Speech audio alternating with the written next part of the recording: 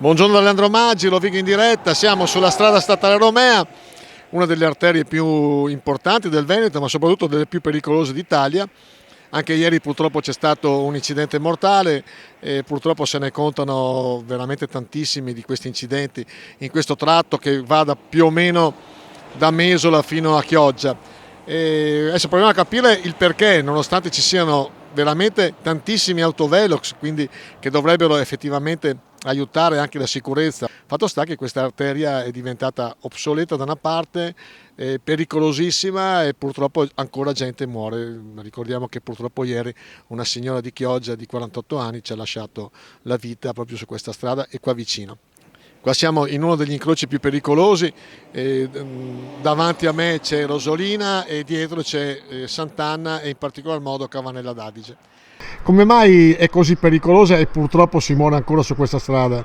Ma guardi, il mio primo pensiero è quello che tutti gli incidenti che sono avvenuti purtroppo hanno visto coinvolte vittime del posto, cioè non sono persone che la strada non la conoscono oppure la frequentano di rado, sono persone purtroppo che la frequentano quotidianamente, ma nonostante ciò, nonostante conoscano i pericoli e quant'altro, purtroppo continuano a verificarsi questi incidenti, purtroppo ancora dico, mortali, perché si perde la vita su questa strada. Quindi è una strada fondamentalmente non adeguata al traffico che c'è, al flusso di auto o di camion? Esattamente, secondo me non è idonea a sopportare questa mole di traffico.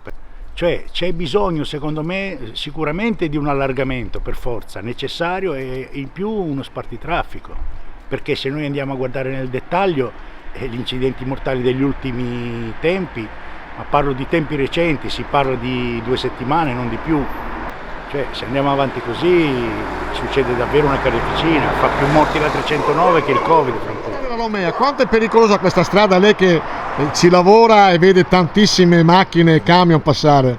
200% pericolosa, solo camion, pericolosissimi, velocità, mi fa paura qua a Rosolina manca rotonde, sicurezza sugli incroci, autovelox e i controlli sui telefonini, la gente guida con il telefonino il 90%.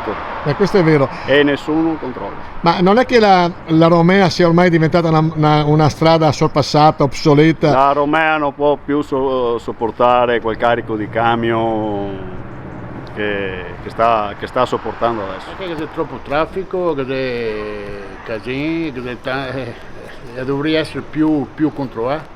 Poche parole, troppi camion, troppe macchine. E forse inadeguata al traffico, ci vorrebbe un'alternativa tipo la Romea commerciale? Anche servirebbe anche delle rotonde sui incroci di semafori, qualcosa per deviare, perché i camion che corre che fa i caccia e dopo attaccati sempre quello un po' indeciso a attraversare, non attraversare sui incroci e dopo succede più. Che è successo ieri? Perché la Romea non perdona, la Romea è una strada molto trafficata e molto pericolosa. Purtroppo ci sono delle persone che non rispettano la segnaletica stradale.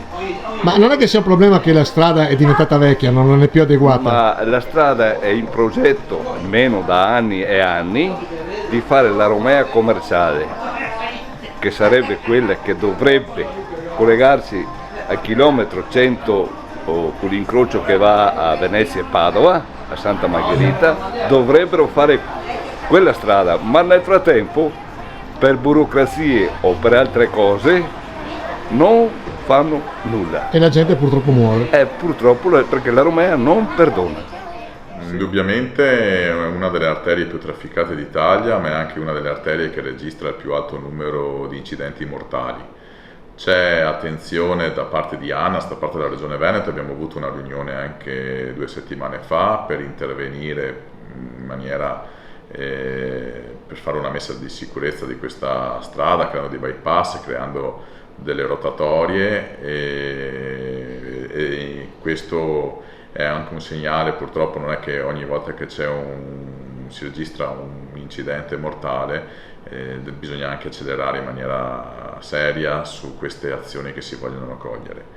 Sicuramente c'è anche una responsabilità da parte degli autisti, dei camion, degli automobilisti, che sappiamo tutti, quando si è alla guida ci sono tanti oggetti di distrazione, in primis il cellulare.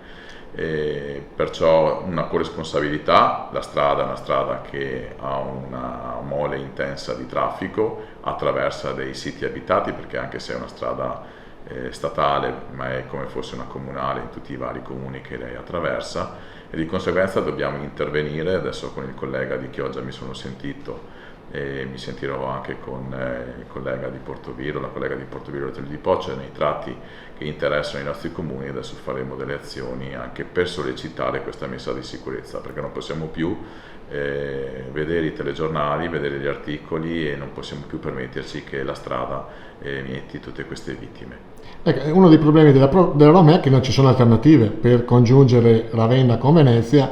L'alternativa è l'autostrada, che sono 60 km in più. La Romea commerciale, secondo lei, potrebbe diventare una priorità oppure è ancora ferma con le 4 frecce?